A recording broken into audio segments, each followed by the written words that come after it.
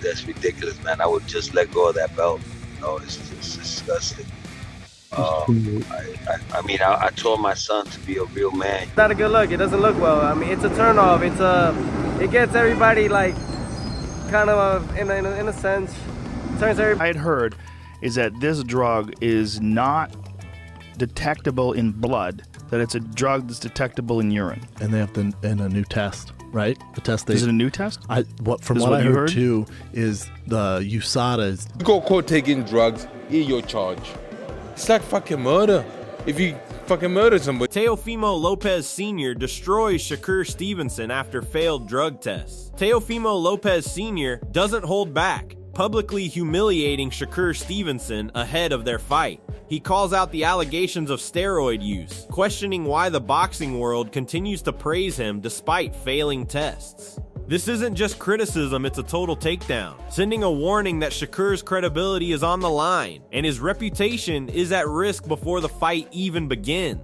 I don't know why they like this kid a lot, man. No matter what they saying or whatever it is, he has steroids or not. Teofimo Lopez fires back at Shakur Stevenson. Teofimo doesn't hold back, slamming Shakur Stevenson over his failed drug tests. He calls it a turnoff that damages credibility and shakes fans' trust. Lopez makes it clear that this controversy isn't just about the fight, it's about exposing Shakur's reputation and showing the boxing world that actions have serious consequences.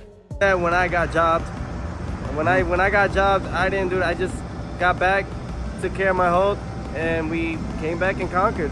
That's all you got to do. That's how you earn your respect and how you stay in the people's eyes. Derek Chisora slams drug cheats in boxing. Derek Chisora makes it crystal clear. Anyone caught taking drugs in boxing should face a 10-year ban. He doesn't understand why athletes continue to compete after cheating, calling out the system for letting offenders slip through.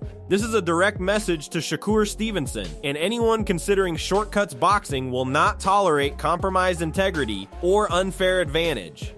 They should, everybody who gets caught taking drugs should get a fucking 10-year ban, man. Fuck everybody. I don't understand why we have to fucking footsie around. Eddie Hearn stresses the urgency and uncertainty surrounding Shakur Stevenson's failed drug tests. He highlights that the British Boxing Board of Control is yet to act, and the legal situation is still unfolding. Hearn's cautious yet tense words underline that the outcome could drastically affect Shakur's career and the fight itself. Obviously, at the moment, the British Boxing Board of Control aren't. So we have to speak with them, deal with the legal situation and see where it lands. And this is quite fresh.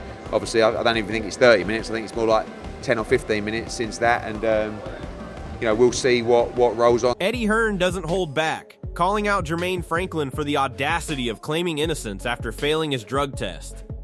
Hearn brands it sabotage and a complete system failure, exposing the arrogance and irresponsibility that tarnishes boxing. His outrage sends a strong warning to Shakur Stevenson and all fighters. Cheating won't be tolerated, and credibility comes at a high cost. The boxing world is watching closely. But do you know what is the absolute liberty about all of this? Is the way that he, after he failed that test on Monday, texts me, texts you, to say, I swear I've not taken anything. This is sabotage. This is just a system against me. Fuck off. It's an absolute, you know what, it makes me sick. Gervonta Davis doesn't mince words, labeling fighters who test positive yet are still allowed to compete as snakes and dangerous. His blunt condemnation exposes the hypocrisy in boxing, highlighting the risk and unfair advantage posed by cheaters. This sends a clear warning. The sport won't tolerate compromised integrity.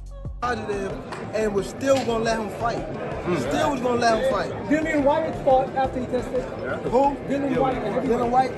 After testing positive, see, I didn't even know that. Bro, he's a snake, bro. Liam Goff explains the nuances of drug testing, emphasizing that even tiny amounts can linger, depending on the type of test saliva, urine, or hair. His analysis warns fighters like Shakur Stevenson that any infraction, no matter how small, can be detected, and could have serious career consequences if overlooked. I'm just chucking out there, if depending on the amount, that will depend on how long it remains in your system. So from what I can gather, if you've taken very limited amounts, very little amounts, you know, it could stay in your system. Depending on the nature of the test, if it was a saliva test, if it was a urine test, if it was a hair test, it's going to stay in your system a lot longer.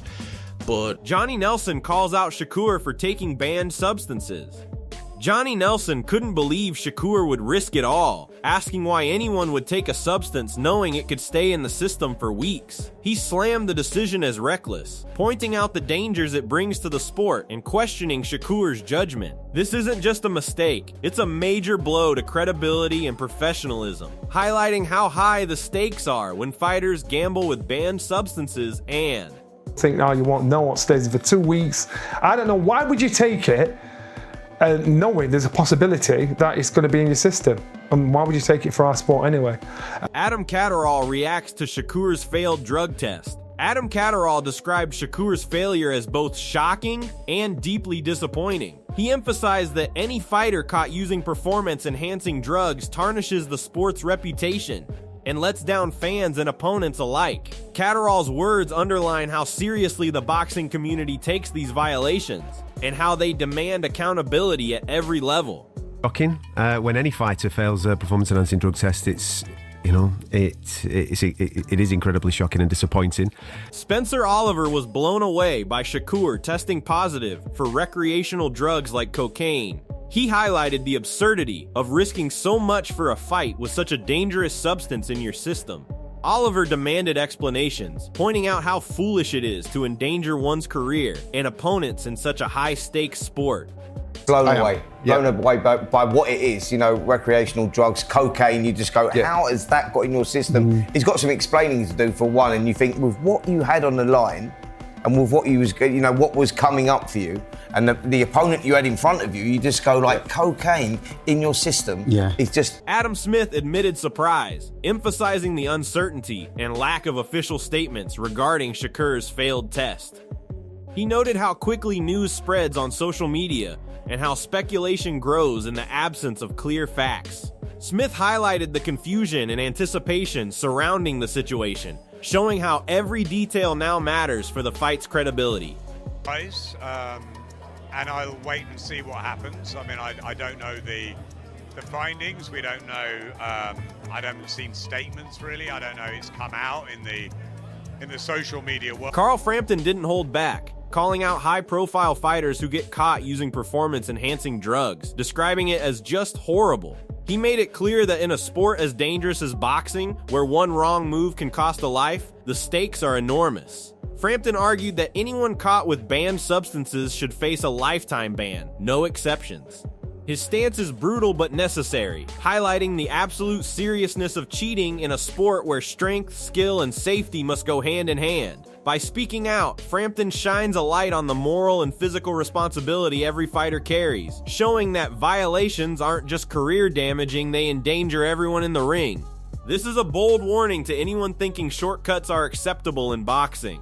I didn't do that when I got jobbed. When I got jobbed, I didn't do that. I just got back, took care of my hold, and we came back and conquered. That's all you got to do. That's how you earn your respect and how you stay in the people's eye.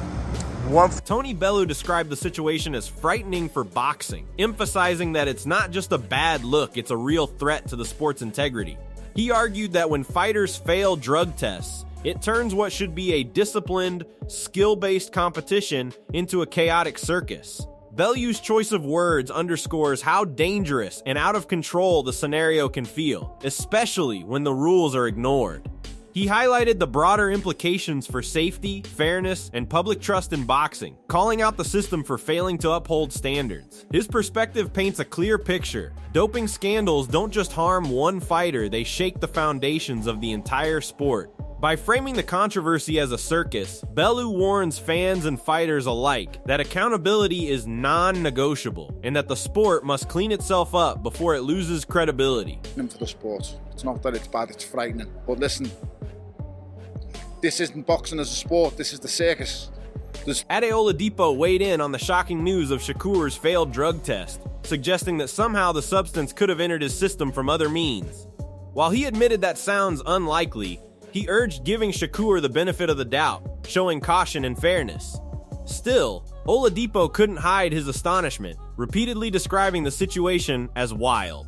He highlighted the unprecedented nature of the case, emphasizing how rare and confusing such pre-fight controversies are at this level. By analyzing the potential explanations while acknowledging the seriousness of a banned substance showing up, Oladipo illustrated the fine line between accidental ingestion and outright cheating, making it clear that the scandal has rocked the boxing world and will have serious consequences for Shakur's reputation.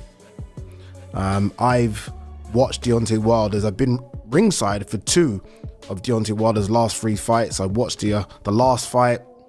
He's not in his prime.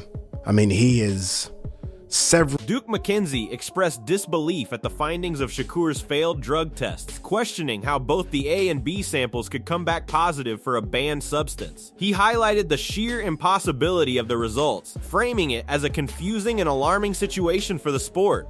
McKenzie delved into the seriousness of failing consecutive samples, emphasizing that this isn't just a minor mistake, it's a direct violation of the rules that govern boxing integrity. He underscored the implications for Shakur's career, showing that repeated positive tests cast a long shadow over a fighter's legitimacy. By breaking down the shocking nature of the case and stressing accountability, McKenzie painted a picture of a scandal that threatens not only Shakur, but the credibility of the sport itself. How can he give a sample and then a B sample and they both come back positive for a banned substance? It doesn't make any sense. Gareth A. Davies revealed that he hadn't been covering Shakur's situation until recently, relying on colleague Jeremy Wilson, the Telegraph's doping expert, for details. Davies reported that Shakur had been using around 14 different supplements, a staggering number that raises immediate red flags. His insight highlights how easily fighters can get caught in complex anti-doping rules, and how a combination of substances can create serious problems. Davies' breakdown underscores the scale of the issue and the importance of transparency and regulation in boxing.